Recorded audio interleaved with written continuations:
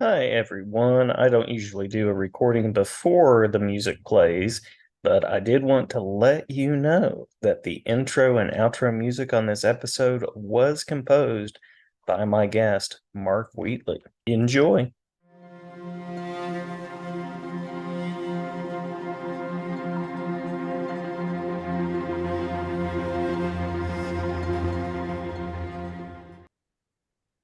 Hi, everyone, and welcome to another adventure in podcasting. My name is Jason, and I am delighted to be joined on this episode by comics creator Mark Wheatley. Mark, thank you for jumping in and joining. I didn't jump. I've Ah, been sitting down. yes. Well, thank you for rolling in or Yeah, scooting in that's it. or Shooting is good. I'm up. easing in. I like to ease in. Yeah, yeah. And Yeah. I want to apologize in advance if I suddenly, have to clear my throat or something. I'm just, like days away from recovering from COVID. So Are you on the other side? Are you pretty yeah, much? Yeah. I'm good. All my close friends tell me my voice is just a little lower than usual, but other than that, I'm fine. Yeah. Yeah. Well, we'll do what you need to do. Tea and honey and all the things. And yeah, No, I've been there. we're beyond all that. Yeah. Yeah. I might clear my throat just because I might clear my throat. So that totally works. All right, so you're Um, not judging me. No, not at all. And I think both of us are in better shape than your friend back there. So this is Uh, this is good. he's reference. Love it. Love it. Yeah. Yeah. Thanks. Alas, I knew him well. Yes. Thanks for normalizing drawing on reference. I love that. Yeah, Yeah. yeah, yeah. Oh, I can't get through the day without reference. Oh yeah. Yeah. Or ra- Oh, sorry, go ahead. or I can't get through the day without a rationalization. Yeah, yeah, absolutely. So usually I start with a background, but I will go ahead and spoil the last question, which is going to be about the Nucleus project that you're currently kickstarting. So if you want to kind of preview a little bit there, and then we can link back to it, we'll bookend with it so that Sure. we start and end with a little Nucleus talk. All right. So Nucleus. So I've done a number of Kickstarters, and they're really quite good. I love Kickstarter as a pre-order store. People have been very supportive, and I've done very well with it. But I've gradually noted in my career that because of the spread of available entertainment and so many different channels, you've got internet, print, TV, broadcast, everything, movies, everything is constantly vying for your attention, streaming audio, everything, right? That at the beginning of my career, it was an average to sell hundreds of thousands of copies. And now we're happy if we can sell thousands of copies. And so that was kind of where I was when I was a kid selling my fanzine. And I thought, Mhm. why not do another issue? Yeah, yeah. Yeah. So that's what I'm doing. Nucleus started out as the fanzine I did when I was, I think it was like 13 or 14 when I started, and carried up through college. And this is the first issue I'm doing since 1974. Nice, very nice. Love the return to form and storytelling. And when we link back to it at the end, as promised, I'm going to ask you about someone named Neil as well, who's featured in some way in the who could that be? Who could Yeah. that be? Yeah, Maybe Neil Adams. it could be. It Yeah. could be. So I'll go with the question that I usually ask at the beginning, which I think is because I'm an English teacher. I'm a former literacy professor. Always curious about what links people with comics and telling stories with words and visuals. So if you don't mind to say a few words about that, that would be lovely. Well, let's see. I probably come to, I mean, my experience has been I've known a lot of guys in the field. So I know for a fact that I came to comics a little bit differently than most of those guys. Most of the Cool. guys I hang out with and work with came to it because they like people in spandex beating each other up visually. Hmm. And there's some charm in that. If it's drawn nicely, it can be really beautiful. But I came to comics long after I had been a fan of reading novels. I taught myself to read when I was 6 years old, and Swiss Family Robinson was my first book. Hmm. And I've been reading novels ever since. It wasn't until I was like 10 or so that the neighborhood started yielding used comic books. And I didn't know where they came from except from other kids. And then I eventually discovered you could get them at stores, and I started getting into them. And I've always enjoyed reading them, but the thing that drove me into comics was I felt like a longer form could Hmm. actually develop a story and characters better than most of these little pamphlets we were getting. So I Hmm. thought there was a lot of unplumbed potential in comics. And so that's where I've been ever since I got into the field back in the 70s. Been trying to do longer form. And of course, that's kind of caught up with me at this point. Yeah, yeah. I love it. I love the slightly different approach. As you said, lots of folks say, "Oh, I just loved seeing this Marvel character or that one," and so I love that it started with Robinson Crusoe, and So, love that I Robinson. say again. I'm sorry, Swiss Family Robinson. Swiss Family Robinson. I'm sorry, I had the I Robinson understand. right. Yeah. I know. It is close. Yeah. When you said that, I went on a whole trail of being like, "Oh, I love Foe by J.M. Ketzaya and all this stuff." So okay, sorry. Swiss Family Robinson, sorry. Which is All great about the adventure. trio. That's right. Yeah. I grew up in a trio. This is lovely. This is lovely. Um, so that also sort of tracks through in your work because you're a person who doesn't always do the typical kind of like spandex thing. Even if it's something super powered, heroic, there's a different take, which is something that I appreciate as well. Well, that's what I try for. It's what interests me. Um, I'm more, one of my favorite all-time movies, which, by the way, we feature in Nucleus, is King Kong. Uh-huh, And uh-huh. a lot of my friends like it because they think it's a horror movie, but I always thought it was the greatest adventure film ever made, right? And Yeah, that's what I really like. So probably the perfect movie for me that's been made in my lifetime has been Raiders of the Lost Ark. That yeah. was like everything in one place that I really dig. Pulp influence, and an exotic set of locations, and a hero who has to, depend on his own resources to try to make something happen. You know. Yeah. And I can definitely see those pulp influences with things like the Black Hood and exotic locations. I mean, Mars being one of those, and It's uh, kind of exotic, yeah. and of course, Nucleus features some of those pieces Yes, as Mars well. is coming back. Love it, love it. Yeah. I watched Raiders not too long ago, which I had to remind myself that Harrison Ford was like my age or pretty close to it when he Well, started that. And yeah. man, he is still climbing pyramids and doing things. Like it was that reminder that there's a lot of journey ahead. So, uh, Mhm. yeah, but I appreciate that adventure story. And I also always thought of King Kong as an adventure story with maybe some slight scariness. Godzilla, same thing. Yeah, I didn't think of Kong as being a monster. I Yeah. mean, that's part of the movie is they make him so sympathetic.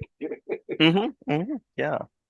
And it was like set in a jungle, which is this total vibe that I'm getting with you with Swiss Family Robinson, not Robinson Crusoe because that's an island. So yeah.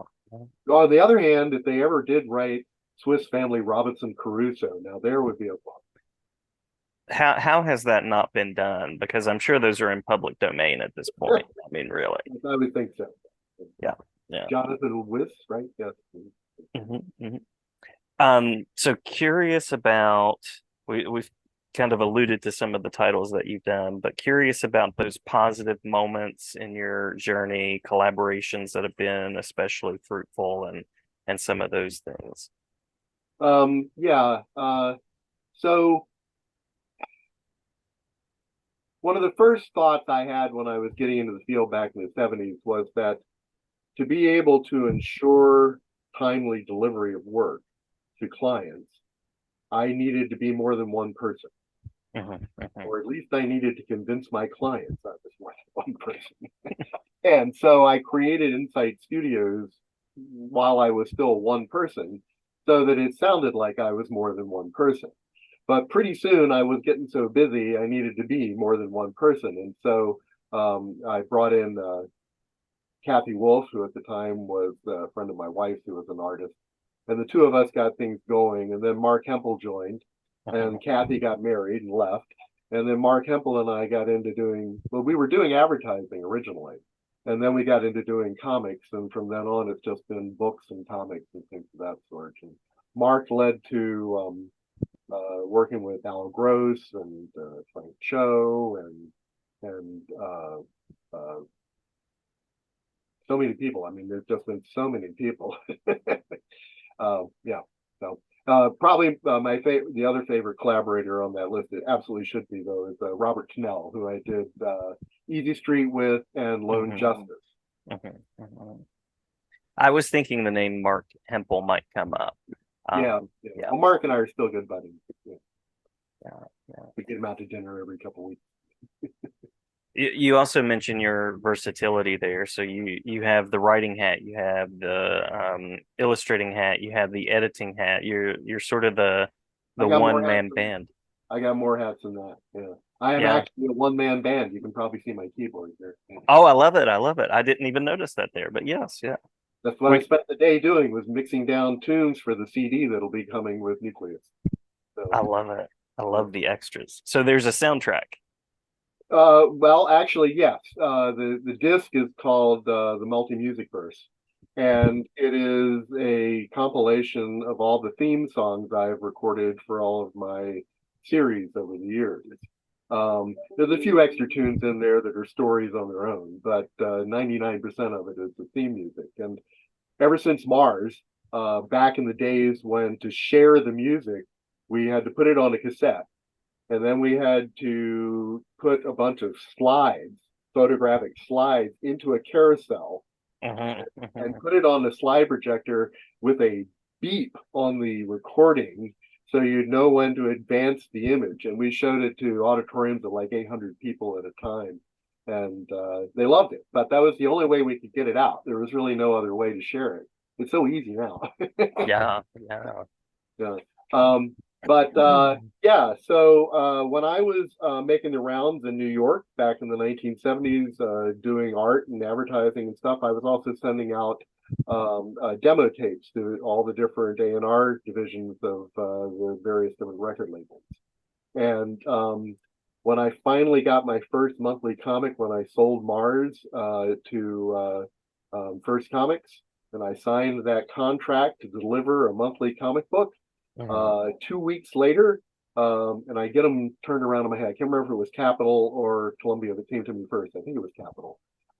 They offered me a 3-record deal, and to support it, I had to agree to tour constantly. Wow. And I was like, you know how much time it's taken me to draw a monthly comic book? Just a little bit more than a month. And so there was just no hope, right? And then like just a couple weeks after that was when the other label came to me, Columbia, and said, a 1-record deal, but you have to tour constantly to support it. And it's like, So anyway, so I did not pursue that. I did a little bit of soundtrack recording for advertising. And after that, I've just been pretty much doing it for myself and for various projects we've done through Insight Studios.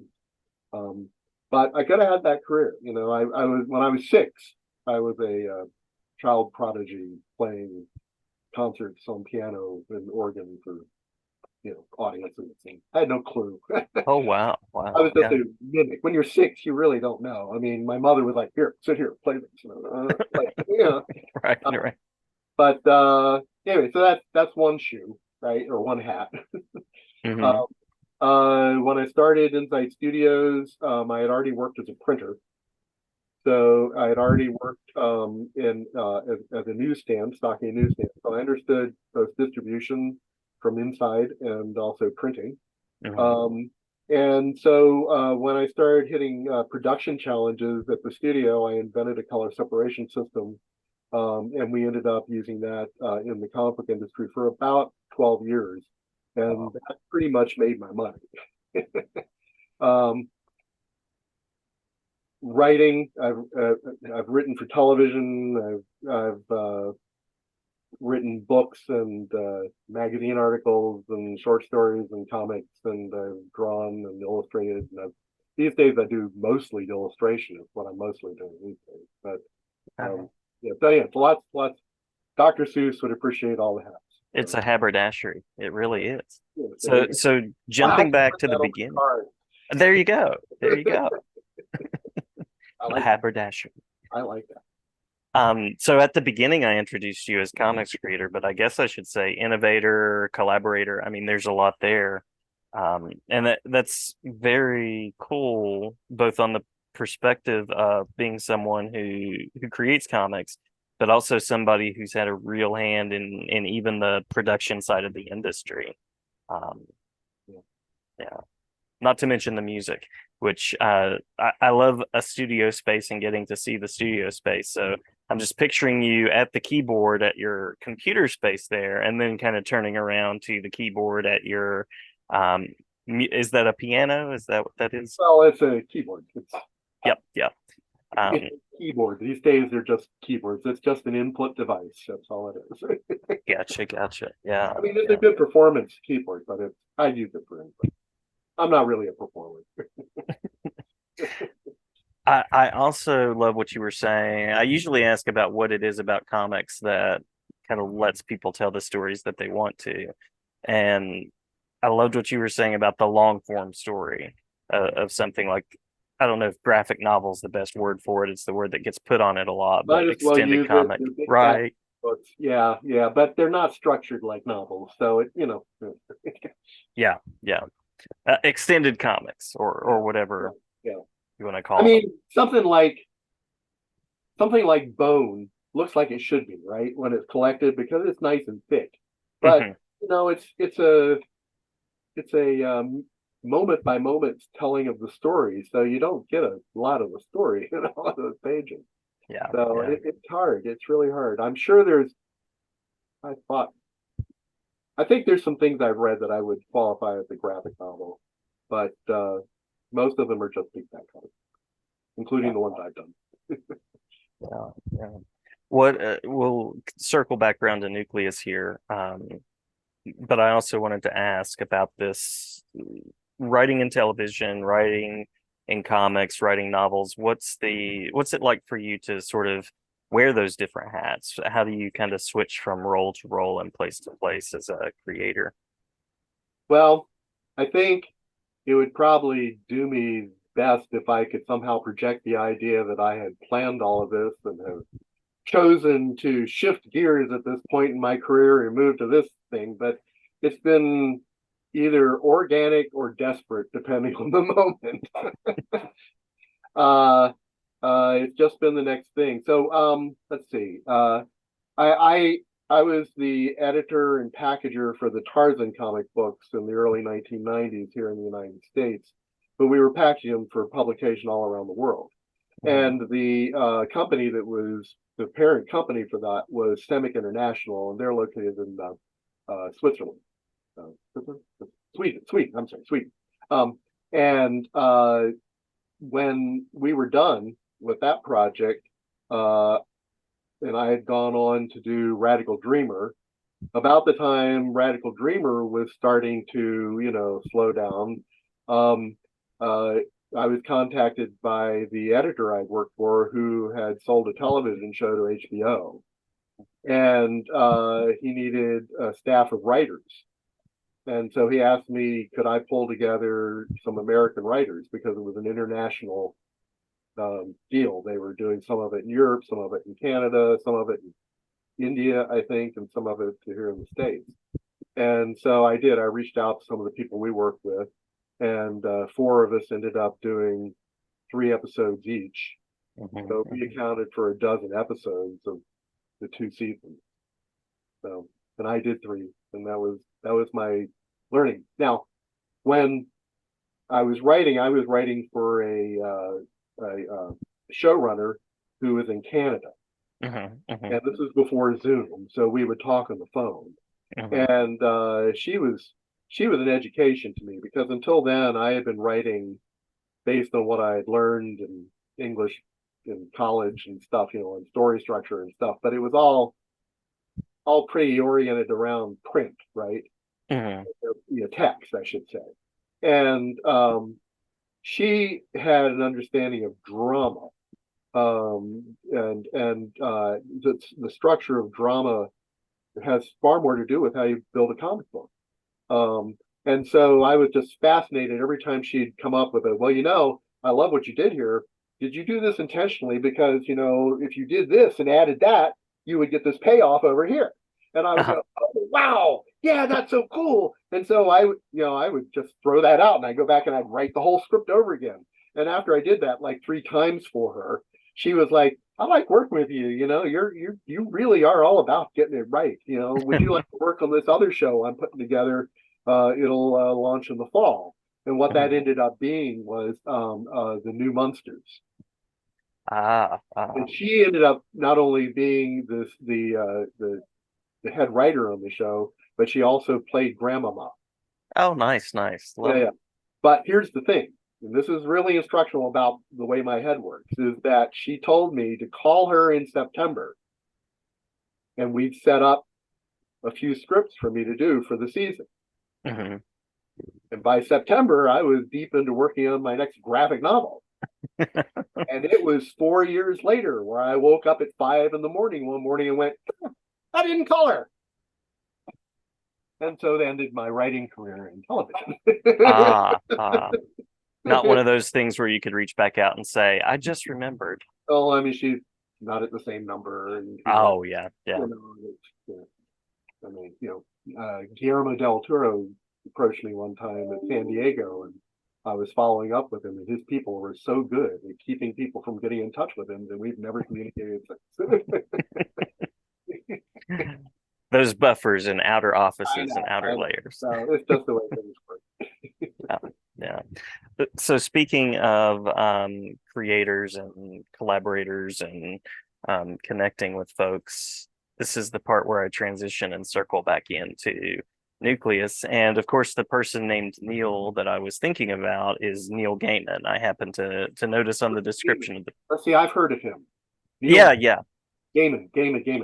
Yeah, yeah. he's shown a lot of promise. I think he's going to make it one of these days. I tell you, I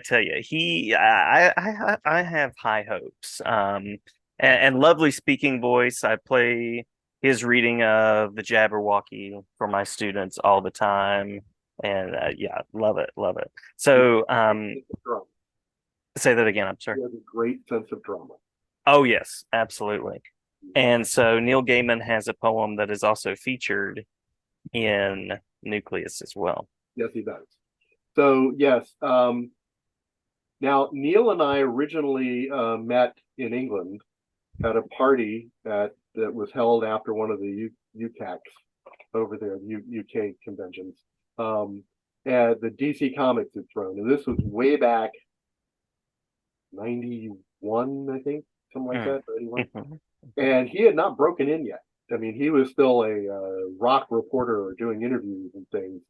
Um, and he was trying to talk Karen Berger into letting him revive a title for them, which was he. I don't know if I can pull this off. I'll try. He told her he wanted to revive the Black Hole Kid, Ah, which is how he said it, right? uh-huh, uh-huh, Now, what Karen heard was Black Hawk Kid, uh-huh, uh-huh. which isn't what Neil said. Neil said Black Orchid. Ah, uh-huh. Yeah, yeah. So anyway, Karen goes back to New York and looks through their library and regretfully tells Neil, I can't let you revive the Black Hawk Kid because we don't own that title. Fortunately, he corrected her impression. Yes, yes. I was going to say, I hope there was a follow-up communication there, which I that think it there worked out. obviously I think was. it worked out. Yeah, Yes. it did work out. But anyway, that's when I met Neil, and we used to run into each other all the time at conventions. But as we've gotten older, all of us were hitting the conventions less and less, right? So, Right. in that much. But a couple of years ago, we got both of us onto a project in support of Planned Parenthood, and he wrote this poem about his I guess significant other, at the Mhm. time, or what? No, I guess they were married. They were married at that time. Yes. Um, and she had had a miscarriage, Mhm. Mhm. and well, no, it wasn't a miscarriage. She needed an abortion, is what she did because the I'm messing this all up.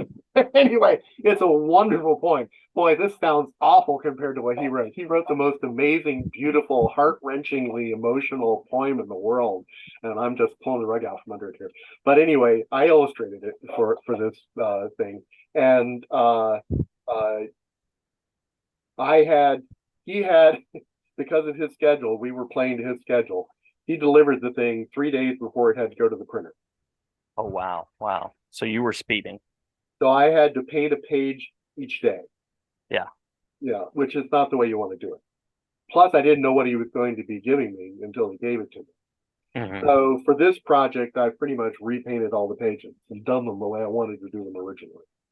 And it's called "And There Was Joy," and it's a cool piece. I think it'll really please people. So, Yeah. but it's just one very small piece of a very large puzzle. At this point, it's well over 100 pages. Hmm. It's going to Hmm. come in. Nucleus will come in a box. It'll be 2 volumes, maybe three. I'm starting to slip into a third volume at this point. Um, the box is going to contain posters, a CD of my music, um, anything else we can stuff in there, bookmarks, trading cards, all sorts of cool stuff. I just want it to be a multimedia experience. And that's what people are going to have a chance to sign on to the Kickstarter. Wonderful, wonderful. Oh, and I'm Um, also reviving Mars, my original mhm. comic series Mars, Radical Dreamer, Frankenstein Mobster, Hmm. Prince Nightmare, the Reality Knight, and a few other characters that floating around because I'm bringing them all together into the shared universe that's always existed, but I never quite had the chance to get to that point of the stories to show how they netted up. So that's where we're going with it. As the man on television said, it's a beautiful thing when a plan comes together. Isn't that the way that was said? Something like I think that. something like that. It does sound familiar. Yeah. Yeah, yeah. Yeah. So you have the dates of the Kickstarter campaign. I'll push this out fairly quickly. Mm-hmm. Yes, it launches on the 18th, which Hmm. will probably have already happened by the time people hear this. I don't know. I might stay up and get it out. You never know. All right. Well, 8 a.m. on the 18th. All right. I get up early. All right. Good for you. Keeps you healthy and wise, I understand. Well, we'll see. We'll see. Keeps me in coffee. That's definitely part of it. So it launches on the 18th. We are recording this on the 17th, and I will go to the races, as someone else said in some movie. I'm just quoting movies at this point. Yeah. So anything that we missed in the talk or anything about the Kickstarter that you want to make sure to mention? Um, I think the one thing I'd like to say about Kickstarter in general is that I really, really, really appreciate the support. I could not do these projects without the backers. But if people are not in a financial position where they can afford to actually sign on and support the project that way, Hmm. one of the things that helps more than anything these days is to share the link. Yep. Uh, the internet tries so hard to bury any kind of effort to promote anything at all that people sharing a link is like gold. It's so much wonder, and I just love it to death. And I thank people so much when they do that. Wonderful, wonderful. Well, and I'll link both you and Mr. Gaiman in this Wonderful. posting in the places that I can, and shout out on both ends of uniting poetry, comics, and the visual, two of my great loves, and shout out on Oh, taking. we didn't talk about Songs of Giants. Oh yeah, yeah. Please do, please Are do. you familiar with Songs of Giants? I am. Because Please. that is the combination of poetry and images. Yes, I love it. I love Yeah, it. I combined the pulp poets, Robert E. Howard, Edgar Rice Burroughs, and H.P. Lovecraft, and I illustrated all of them. So Mhm. there you go. That's still out there. And then, by the way, it will be available as an add-on with Nucleus. I love it. It is a true compendium. Yeah. Yeah. So there you go. All right. So, sorry, didn't mean to derail you there. No, no, you're good. You're good. Thank you for mentioning that because the economy of poetry with words and visuals, it's a beautiful thing. And I think I was going to say shout out to Neil Gaiman for taking a gut-wrenching experience and sharing joy and the layers of emotion, which is also something that I've experienced. So Oh, appreciate it on many wow. levels. Yeah, Wow. yeah. Well, thank you again. I'll make sure that the link to the Kickstarter pops up about this point in the talk, and it's also going to be in the podcast description. Wonderful. So, Thank you so much. yeah, absolutely. My pleasure, and great to talk with you. And I've enjoyed listening to a few of your other shows as well. Oh, great. I'm glad. I'm glad they're out there and people are listening to them and blushing here. I'm blushing. I guess I should have told you that up front. You'd have been more pleasantly disposed toward. Sending all the love, all the love. All right, cool. All right. Thanks All so right. much.